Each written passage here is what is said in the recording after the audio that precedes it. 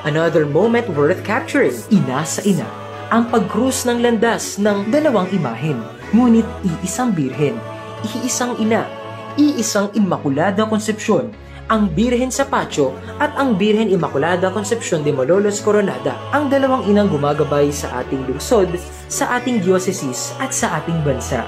Ganap na 9:04 AM ay pinasok na sa ating dambana ang mahal na ina, sama-sama sa pagwawagayway ng panyo bilang pagsilubong sa kanya, sama-sama sa pananalangin at sa pag-awit ng Regina Coeli sa pangunguna ni Reverendo Padre Francis Protasio Cortez III o si Father Kaka.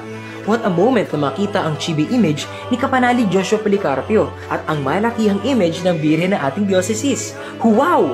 At nakasama nga rin pala natin sa ating vlog ang mga kapanalig nating buhat pa sa Malolos. Mga kapanalig! Malolos bigla! Shoutout sa inyong lahat! Nakatutuwang may mga ganitong pagkakataon, lalo na at hindi naman nakalalabas ng lungsod ang lahat sa atin. Blessing talaga na sa atin na mismo lumalapit ang mahal na ina.